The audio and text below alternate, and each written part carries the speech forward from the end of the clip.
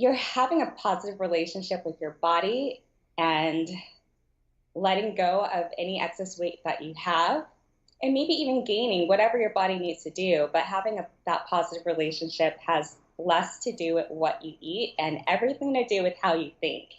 That was Shana Moore. And on today's episode, she's going to be sharing with us her journey of losing and keeping off 100 pounds.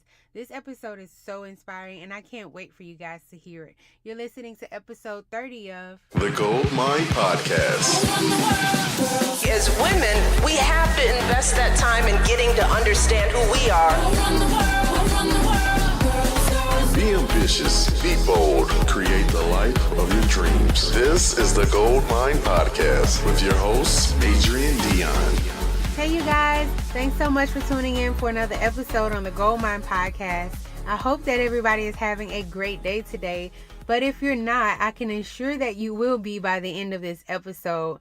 This episode is just full of inspiration and motivation, not just for fitness and health, but just promoting self-love and just showing how the power of your mind can change your entire life. I had the pleasure of interviewing Miss Shana Moore, who is a plant-based foodie, exercise-loving, San Diego-based dog mom of two, who has completely transformed her life by losing a total of 100 pounds. And I found her on Instagram, and we'll talk a little bit more about that, but she uses her Instagram to document everything she does and eats to maintain her healthy lifestyle in hopes of sparking inspiration and motivation for others. And so I'll get right into the interview. For this one, you guys, it's jam-packed with gems, so make sure you listen to the end. All right, here we go. Welcome to the show, Shana. Thanks so much for coming. And thank you for having me. Really great to be here. I love your podcast. It's very Thank you so much. You've been like starting when I first started, you were one of the first ones to listen. I really, really appreciate it. And I thank you for spreading the word as well. Like, you have your website and a big Instagram following, so you've always shared. So I want to thank you for that too. Of course. So I guess we could start with how I know about you. I found you on Instagram, and I think it was you were talking about when I first started my vegan journey, and I think you were talking about I think it was restaurant week, and I think you were saying about you were gonna try a lot of different foods, and you were like, if anybody wants to go to dinner, let me know. And I was like, I wanted to connect because I had been following like what you eat and things like that, and so we met up, had a great conversation, ate good food. It was okay. And we just went from there. And so your Instagram really inspired me. I saw pictures of like your before and after. Where did your fitness journey start? How did it start? Thank you so much. I'm really glad to hear that. That's like the whole point of why I started my Instagram. So I have like a really long, big story. And the point of my Instagram now is to show people how I maintain my 100+ pound weight loss, and also show people that being able to maintain such a drastic amount of weight loss is not boring. Eating plant-based is delicious and exciting and beautiful. I'm not starving. You hardly see me like restricting myself like people probably think I am, with either between like being vegan and being losing weight. People think I'm probably so rigid with my diet, and you can see that I don't think that's the case. I'm quite the foodie and still enjoy my food. So, but to answer your question, I've struggled with weight my entire life for as long as I can remember. I was always like the bigger child in like my class. But in hindsight, like when I look at pictures of myself, I think a lot of that was mental, because I'm like, I was chunky, but I wasn't that bad. Mm-hmm, yeah. I just believed I was just so fat. And I just remember having so much anxiety because I actually found like a diary from when I was like 9 years old, and I was already talking about going on diets. And that's just like so freaking sad and insane to me. And I just wish I could hug that little girl right now. But yeah, so I always had this like thing with my weight, and it honestly, when I look at my pictures, it really didn't get to be like a big problem until I went off for college.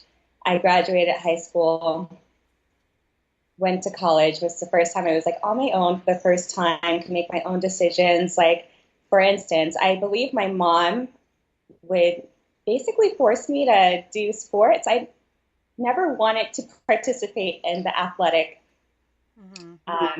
tennis, track, all that stuff that I was doing. I never wanted to do it, but I think that was like her way to help me manage my weight, seeing that my body was maybe a little bit more sensitive than the other kids. Okay. But so as soon as I got to college, I'm like, F that. I'm not working out anymore. I'm not doing sports. I'm just going to live up, do what I want.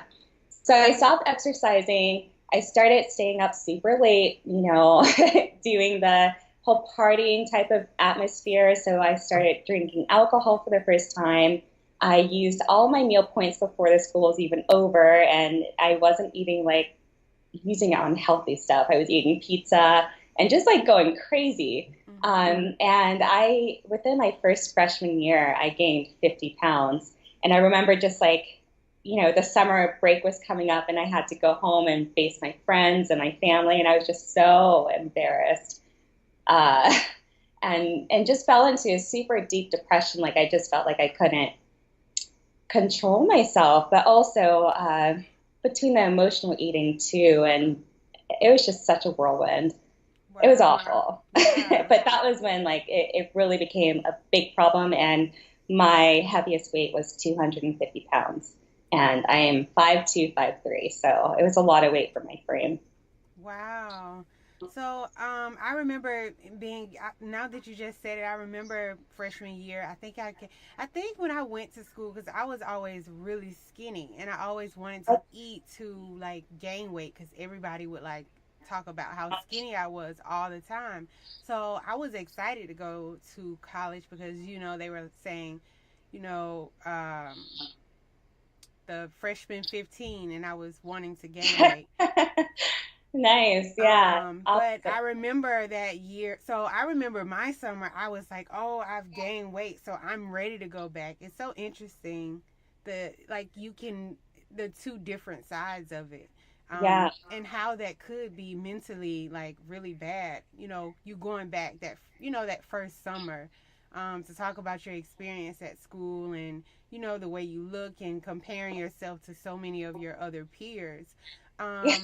Especially in San Diego, if you haven't noticed, a lot of the demographic, I went to UC San Diego, and it's a lot of people who don't look like me, a lot of really tiny frames, I guess I'll say in a nice way. But yeah, I just like felt like the freaking Godzilla on campus is how it felt. So yeah. I remember too, like the campus was so big and I was so uncomfortable. Like I would have to rush between the limited time we had in between classes and walk like all the way across campus, and my thighs would chafe and like would burn. I could never wear like jeans. I always wore skirts because I would literally burn a hole in between my jeans from the chafing of rubbing my thighs together. Yeah. And I remember like trying to put Vaseline down there and baby powder and just like anything to ease up that discomfort of the friction that my thighs were causing. Yeah, and I just like remember my boob sweat, the sweat underneath like my love handles, and just like, oh, it was so bad. That's crazy. So did you have any health issues from it? At the time, no, I was very lucky, I suppose, because I did decide to do something pretty drastic, which we can talk about in a second, I suppose. Mm-hmm. And that's weight loss surgery. But it wasn't driven from a point of my health being in jeopardy. Okay. So that didn't come until later. Okay. So here you are, you go back home, and what was that experience like? Did anybody say anything? Did that spark anything? No, I don't I know people notice, but I guess the people I care about are very compassionate with me. No one Mm-hmm. made me feel bad about it. Honestly, like I have always been my worst critic, but obviously I had a problem. So maybe someone should have said something about it, but yeah, no one made me feel bad. I don't remember having any feelings towards anybody for making me feel less than. Yeah. So I know you said your heaviest weight was 250. At what point did you say, okay, this has to change, or what prompted that? Well, I should say that I it wasn't like I completely stopped caring because I've been dieting my entire life. I'm very used to dieting. Um, so if, I was always doing something and always had this idea in the back of my head that I did not want to be this heavy, but it always failed. And I now am so much wiser to be able to articulate and talk about that. But yeah, I knew it was a problem. I knew it was something I wanted to fix. And at one point, I just got so desperate because it just seemed like nothing was working. And that was what led me to check out the weight loss surgery route, thinking that if something could physically stop myself from eating, that's exactly what I need. Like, that's going to fix and cure all my problems. I'm going to be Miss Skinny Minnie and be on my way and be Mm-hmm. happy.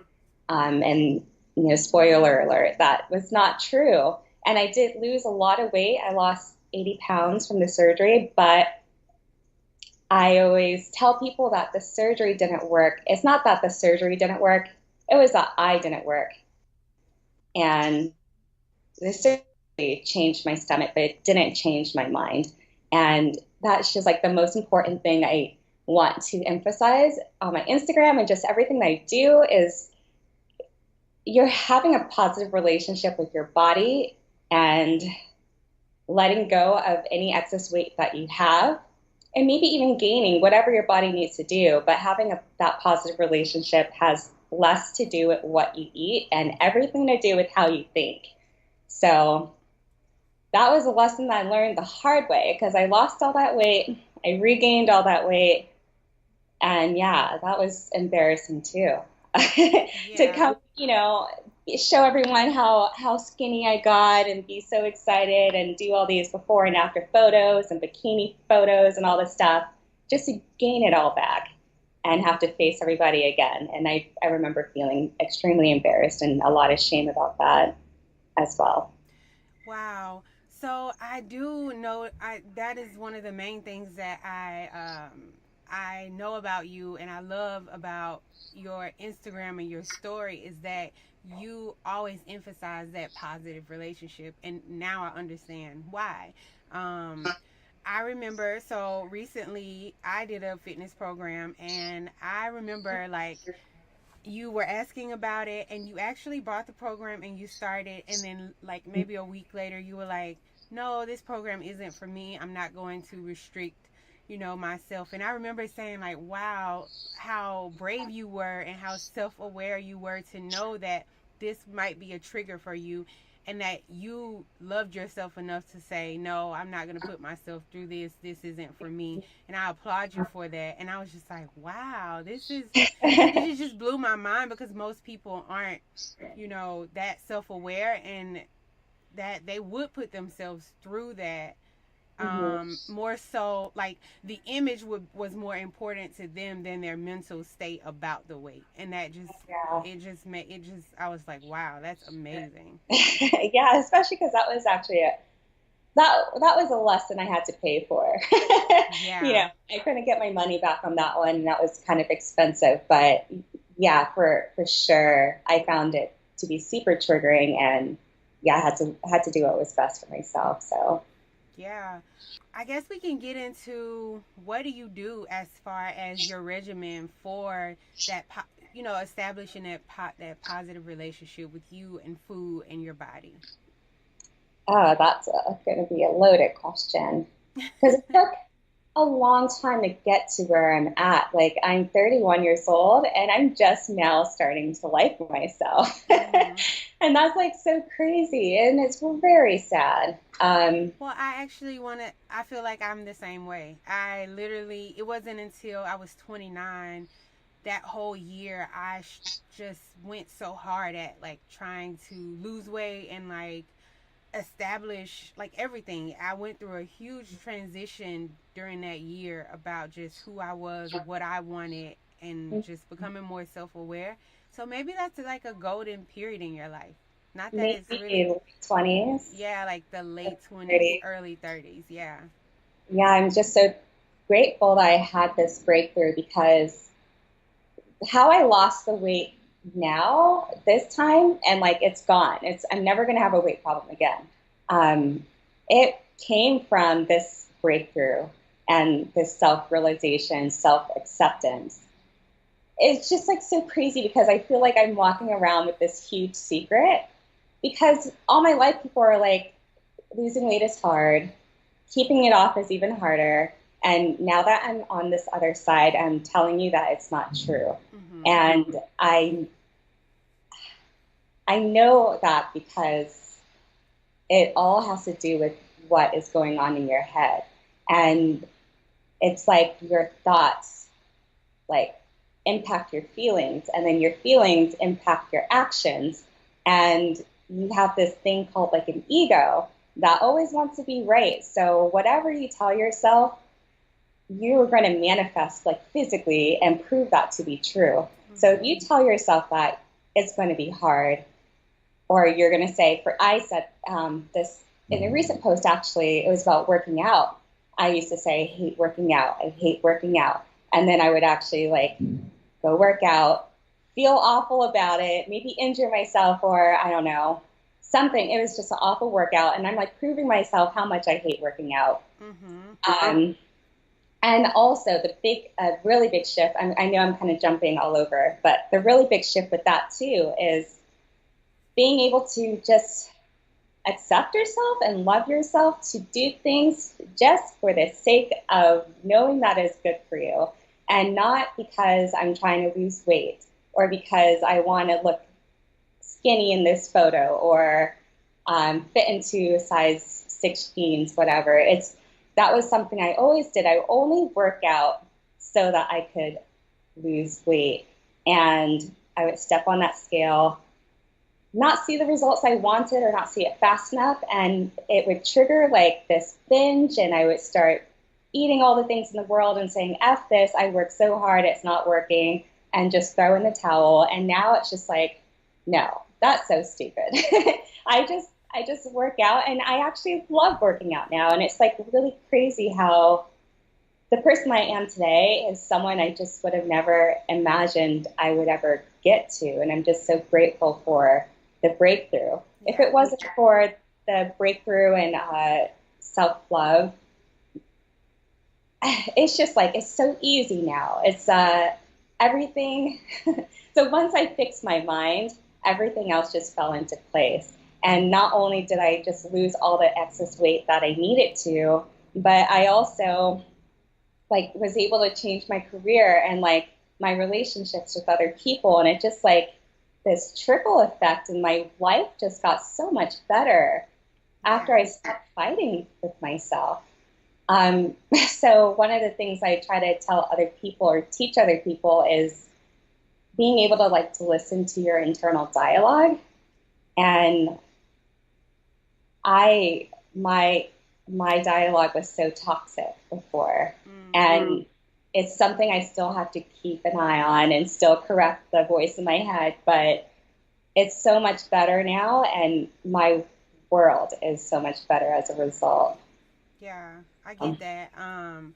So I know that was one of the other things I was going to bring up. I remember you saying you don't get on the scale that often at all. I remember you picking up, you posted one day about you being able to wear your boyfriend's jeans. That was a big deal. And a lot of people do kind of measure their fitness journey by what the scale says, and you don't. And I know you touched on it a little bit about just not working out to lose weight, and a lot of people do. So I love that you pointed that out. Just doing it because it's healthy, because it's good for you, and and also you mentioned just getting your mind right. So how did you go about doing that process? About like kind of cleansing your thoughts and stuff like that. It honestly started when I was at a kind of a low point in my life. So I was living in Baltimore at the time, and no shade to the people that I'm referring to because they were extremely generous with me. But I found myself in a position where I was financially depleted, just so much debt. And I ended up living in the basement of my boyfriend's father's home. And I just remember feeling so ashamed about that. I never imagined myself to be in that position and to be struggling so hard and not really have a steady job, but also having my problems like with my weight and just self-image.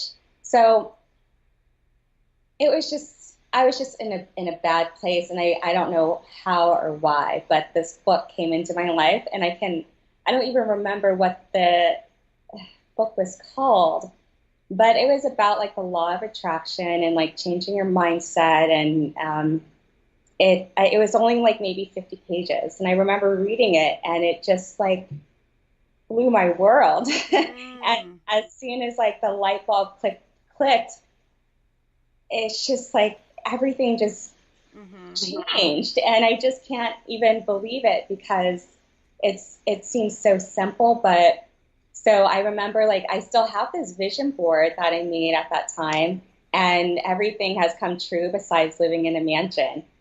Wow. Which it still might be coming. It's coming, but I started putting like fruits and veggies, and I wasn't vegan at the time. I remember putting like yoga and just like a lot of health and fitness. I remember putting the beach, and like, now I'm living in San Diego. I get to run to the beach from my job. Like, I'm so spoiled. And it's just all these things just is manifesting. And it really started by just reading a book and having a light bulb turn off. That's awesome. Yeah. And it's crazy how fast that everything can click like that once you expose yourself to it. And then I also feel like things like that come into your life because there is really a genuine, want from you, like inside yourself, that you're wanting change, and the opportunities do come when you actually say in your head like, hey, I really want to change. I mean, to emphasize to people how much my life changed, like at the time I was living in Baltimore and it was cold and I hated it there. And then like all of a sudden an opportunity came for me to move to San Diego. It just seemed like it came out of the blue. And I was just like, oh my God, I have to go. I was so determined on going that I lived here by myself without my boyfriend, now fiance, and even my dogs for like a year. I was so determined to get myself out of that situation that I was in. And that then led to like a whole transition in my career. Through that transition with my career, I got an invite to go to Australia to give a talk. And so they sent me all the way to Australia, and like, wow. Just like so many of these amazing events happened to me so quickly. I was able to like, at least double my salary within maybe 2 years. So it's just like amazing once you get your mind right. And yeah. I wish I could. I mean, that's why I love your podcast so much. I'm like, I wish I could just share with the world, like, this is what you need to do. I've got this secret. I figured it out, and you guys got to do this. But it's only like people will only hear it once they're ready to receive it. Right. We were just talking about that book, The 4 Agreements, and how you said you read it and you read it before, but now it's speaking to you even louder. I do the same thing with certain books or songs or different things like that. It's like once you hear it, when you're in a different space, it speaks to you. Yeah, it's incredible how that happens. So Let's talk about how you started your plant-based diet. Like, what prompted Okay.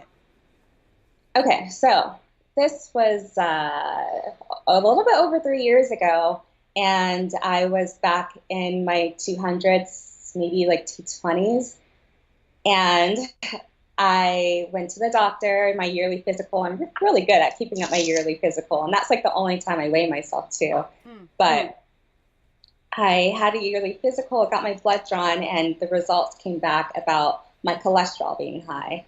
And that was like the first time that I actually had a physical symptom, I suppose, of as a consequence of all the weight that I was carrying around. Okay. And it wasn't that high, but it was high enough to scare me. And it was also high enough for my doctor to give me options, which were basically to consider different types of medications.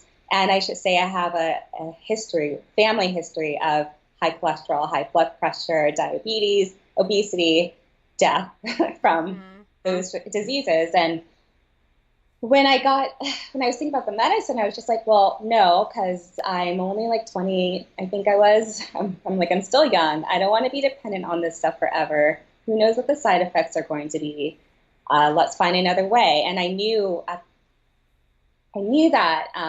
So it was basically between medicine and doing something to basically get the weight off of me. And at the time, I don't know if this was like the most educated thing that people would, I don't know. The way that my mind was working at the time is if I had high cholesterol, then maybe I should avoid the foods that have cholesterol in it. And that includes all animal products. So that was basically the thought process. And then, trickling down through, because I had already watched a bunch of documentaries and stuff at the time too. I've always been a little bit sensitive towards animals and compassionate towards them, but I would still eat like I want to eat cows because I thought they were really adorable. I grew up in the country, but I would still eat chicken. And so I always still did have this like compassion towards them. So it doesn't surprise me that I ended up in this lifestyle, but it wasn't until I had the health scare that I actually started to pursue it full time and to pursue it for my health as like the number one motivating factor. Yeah, that makes sense though. So I guess I don't think that was a bad choice though. You said you found that, you saw that. A lot of people, a lot of the diseases, they're like the top 4 diseases are all caused by your diet. And so It's preventable. yeah, it is. And so for And you me, can, oh, I'm sorry. no, go ahead. I was just going to say that a lot of people like look at my lifestyle and think it's expensive, but you're either going to pay for it now or pay for it later. And your health, this is so cliche, but it's so true. Once you're in poor health and maybe it's like too late, you can't pay for it back. Your health is your greatest wealth. And so you got to protect that. That is so true. Yeah, I say that too. You either pay for, and it's not expensive. It's not. But people think that because when they're trying to first start out, they go to the quote unquote, healthier choices, and they do seem to be a little bit more expensive. But when you do it all out, like even my household, like Kadeem and I don't eat meat, and the amount that we spend on groceries decreases so much because we're not buying meat. Meat is expensive. It's very expensive. Yeah, so that was 3 years ago. So you've been plant-based for 3 years now? Yep, October 6th. I just hit my anniversary. Yay! And it's really cool. And I always try to encourage people too that when I say 3 years, I'm not saying that I was perfect all 3 years. Mm-hmm. Mistakes happen. Like if you're interested in trying plant-based or vegan, like one of the first things I recommend is to not label yourself and just give yourself the permission and patience to explore the lifestyle without feeling like, because I would like mess up and I would like, hey, the world, I'm vegan. And then I would eat, I don't know, a Twinkie and be like, damn it, sorry for No, you're swearing. good. Um, but then I would feel guilt about eating a certain item, and then I would just throw in the towel, like I said before, with the whole weight loss to the exercise thing. And it's like once I can separate these ideas that I'm doing X to get Y, that it just became so much easier for me. And so in the beginning, it's not like, hey, world, I'm vegan and I have to be perfect. It's like, I'm not going to label myself. I'm just going to focus on eating more fruits and vegetables. And I should also say that when I first went vegan, and this is where the expensive part comes in, eating like all the processed foods gets expensive, and eating out a lot too, of course, can get expensive. And that first year that I went vegan, I was saying I was doing this for my health. And yes, I started to lose weight, but it wasn't until I started to focus my diet around whole food plants. Yeah, okay. Whole food plants. So I would do the grains, basically just I want to be able to look at my food and know what it is. And if it does come in a package, I'm not strict on this by any means, but I want to be able to look at the ingredients and not have to pull out a dictionary. And like maybe 5 ingredients or less is my rule of thumb. But again, I'm not, if I want a donut, sometimes I'll just have a donut and not give myself a hard time about it. Yeah.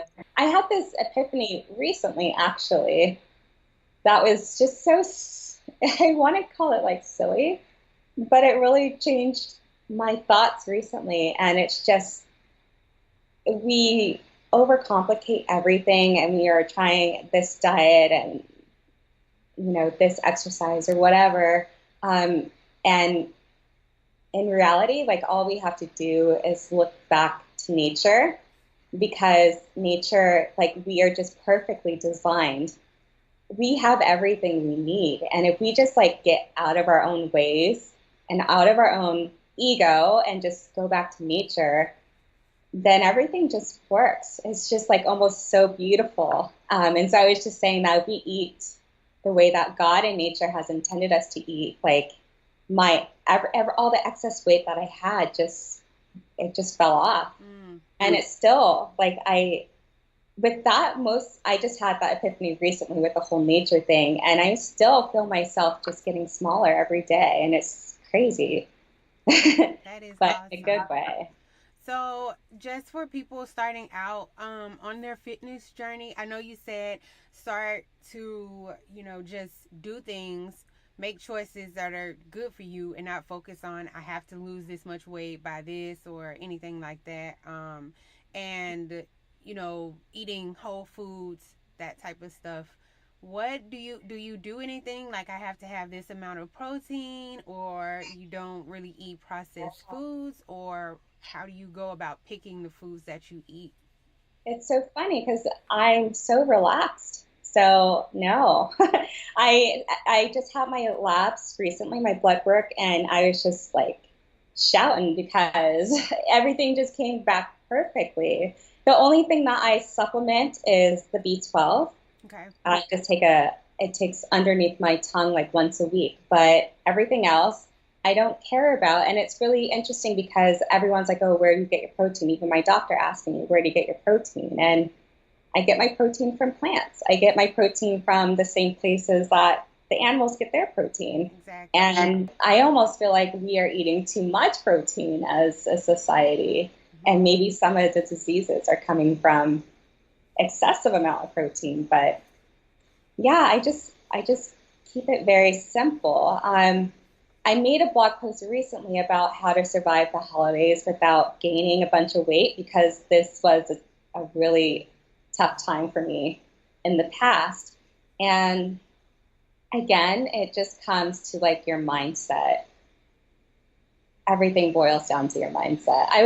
If anyone's interested to hear more about that, I would check that out, because it's also an exercise. Like I did do group therapy a couple years ago as a way to try to help myself. I was having a lot of emotion. I struggled a lot with emotional eating, binge eating disorder.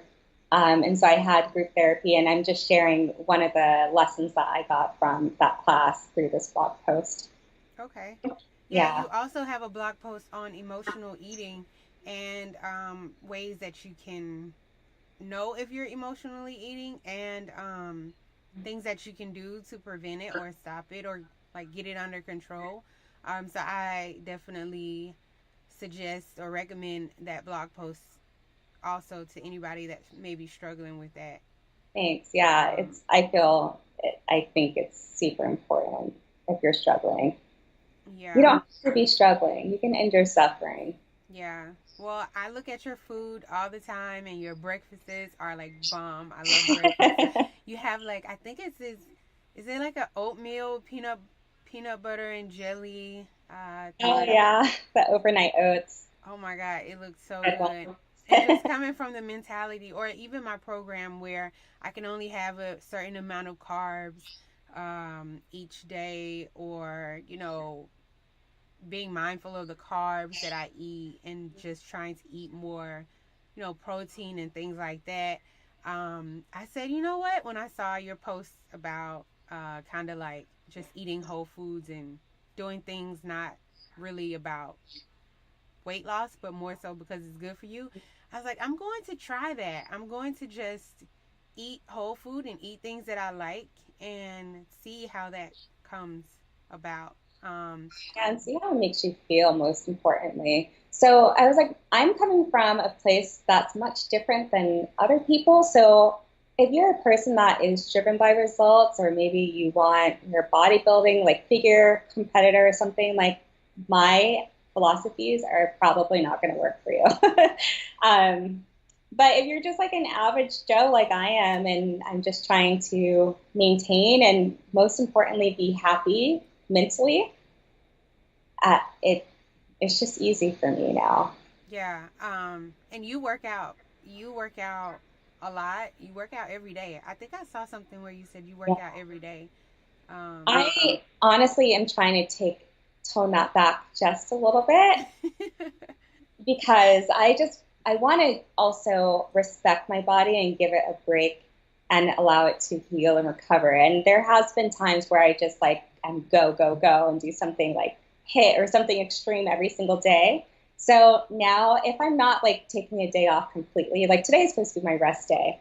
Um, my philosophy for working out is just to be active every day. And that includes always taking the stairs and parking far away and going just for a walk around the block. Like if it's yoga, something light, like I'm still moving my body. It doesn't have to be drenched in sweat every day, even though I love that. And I used to hate that. So yeah. it's a beautiful place to be. Yeah. Well, I thank you so much for all your tips and your story, you sharing how far you come and how you actually got there. And I love your story because you emphasize so much about how it starts in your mind.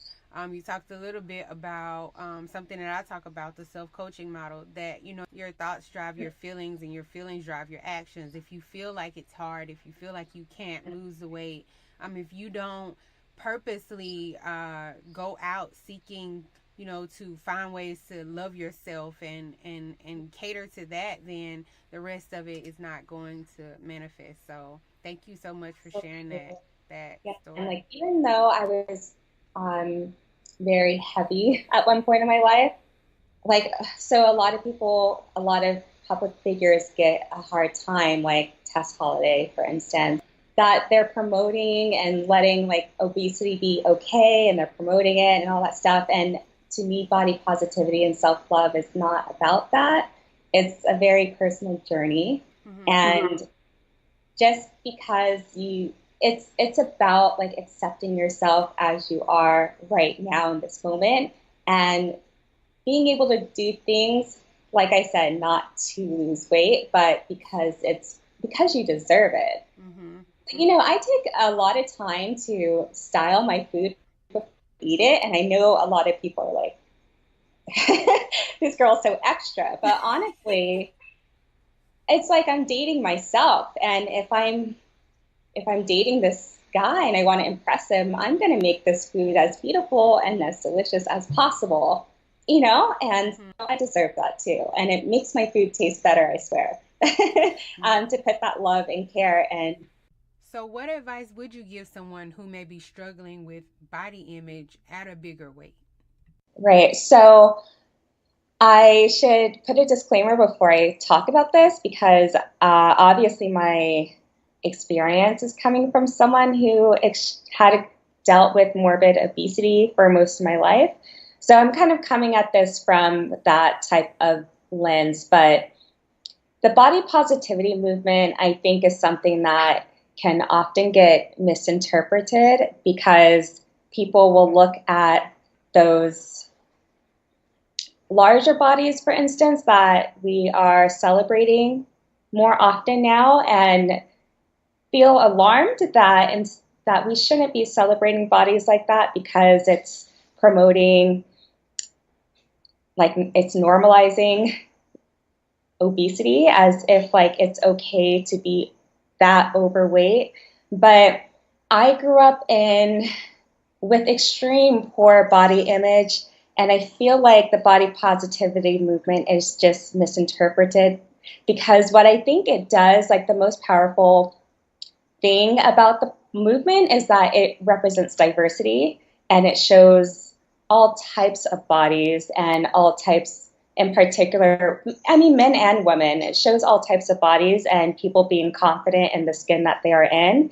And they are not waiting on their weight to live their life or to be happy. And that is a form of self-love and self-respect. So what that means is that you're not, like I used to say I would never go to the beach. And if I did go to the beach, I would be wearing like a huge oversized t-shirt, like my body was offensive to society. Mm-hmm. But you could be dead tomorrow. So don't wait on your weight to do the things that you want to do. If you want to go to the beach and wear a beautiful swimsuit, like go do that. And in my experience in particular too, like when I was growing up, I remember the bodies that were celebrated. Like I grew up in the time of thigh gaps and like just real thin supermodel type of bodies. That was what was glorified, and I didn't look anything like that. And so I feel like I kind of internalized what I saw out there as like I'm not good enough. Mm-hmm. And that's the other part. I think the body positivity movement is loving yourself and knowing that you are enough, and all bodies are beautiful. Those thigh gaps are beautiful too if you have them naturally and aren't starving to get it. And you know, my thicker, curvier body is beautiful too. But the one thing I don't want to promote, I suppose, is that it also means taking care of yourself. So it's great to come to basically, okay. It's great if you are of larger size, for instance, and you feel proud and happy of your body and where you are and you feel confident. But that doesn't mean that you still should practice behaviors that will jeopardize your health. And so if you truly do love yourself, then, at least in my opinion, you will only want the best for yourself and do things that will make you thrive, such as treating your body right, such as exercising, such as eating wholesome foods, organic, like the best that you can do, because that's what you deserve. So I think the body positivity movement is like kind of a tricky subject. I know it's kind of triggering for a lot of people, and I do overall believe it's a beautiful thing to see. But I also just want to, I don't know, I'm kind of like talking in circles now. No, I think that you brought up a good point, because that's one of the things that I've learned about just advancing forward is if there is a big like a big gap in between where you are and where you want to be, the fastest way to get there is to operate and think from the place as if you already are there. Oh my gosh, that's perfect. Yeah, and so that's exactly, yeah, because that's one of the things I used to do too. I talked about my vision board, but also like if you if you envision yourself at the healthiest that you can be, like what does that person look like physically? And also what does that person think about? And also what behaviors does that person have? And that's what you should be doing. Like what would she do? And practice those habits, the way that you think and also your actions. And one day you're going to look in the mirror and see exactly the person that you envisioned. Yeah. It happens like effortlessly. It's not hard once you can get that. Yeah. Is there anything else you want to talk about on that? I guess the only other tip I recommend is a lot of times, like people always say, listen to your body, listen to your body. And for a long time, I didn't even know what that meant. And I could swear I could eat and never feel like that full cue or whatever. But the analysis I like to use about listening to your body is to treat yourself like a child. And if a child is cold, hopefully you're going to be kind to her or him and give him a blanket. You're going to give him, I don't know, maybe a warm drink or something to ease that child's discomfort. And you need to treat yourself the same way. Like if your child is feeling tired, you're not hopefully going to give him a bunch of caffeine and a bunch of sugary snacks to make him wake up. Hopefully you're going to make him take a break, maybe take a nap, 5-10 minutes, like, do things in the best interest of that child because he deserves to be loved. And that's how you should treat yourself. And then in terms of like listening to that internal dialogue, it really helped me when I personified the voice in my head. Like if you would take that voice out of your head and put it into a physical person, and that person has to be following you all the time. They get to hang out. They get to say whatever they want to you anytime they want. Like, what are they saying to you? And by the end of the day, are you still their friend? And if the answer is no, then you've got to change. Like, you can, if the answer is no, it's basically like you are living, you have a crazy roommate, and that roommate is in your head. And you got to get a new roommate, is the way I like to explain it. You got to put that, you can even name it. Let's name it Martha. No offense to Marthas out there. But if you hear Martha saying things that aren't empowering to you, you need to tell Martha to shut up. Yeah. You need to tell her, you need to put her in her place. And so the whole like self-love part of treating yourself like a child and always monitoring your internal dialogue or telling, Martha off when you need to, I think is super important. Yeah, I love those examples. Those are great. Yeah, I'm definitely going to use that. Like, no, Martha, girl. I have to chill today. You have a blog. You share great tips about cooking. You share great exercises, things that you do on a daily basis. You're very transparent. And so I would encourage all of our listeners to follow you just to get a concept of how it is to lose all that weight and maintain it. Or if you're looking to do the same thing, I would encourage them to follow you. Where can they find you? Oh, thank you. I am the most active on Instagram by far. I love Instagram. And I try to get a blog post up at least once a week. So you can find me at my first name, Shana, the letter L, Moore.com, ShanaLmore.com, and that's the same as my Instagram handle. Perfect. Well, thank you so much for sharing your story, and I know it's going to help so many people because these are the things they look on, Instagram or on the internet and see these big changes and, want to know, what do I need to do? What exercises, what foods do you eat? Yeah. And all the questions I get all the time. Yeah. I'm like, I'm not going to tell you what to do, what not to do. You need to change the way you think. Yeah. Oh, that's so great. Well, thank you so much for doing this, and I really, really appreciate it. Thank you. Thanks for having me. All right, you guys, I hope you enjoyed that episode. It was such a pleasure talking with Shana, and I thank her so much for dropping so many gems and letting us know so much about her journey. I hope that you guys will take away some things from it. I want to hear from you. I want to know if you have any questions or what you plan to take from this episode and apply to your own life. I would love to hear from you. DM me, comment under this episode, or rate and review the show. All right, guys, I hope you have a great rest of your week. I'll talk to you later. Bye.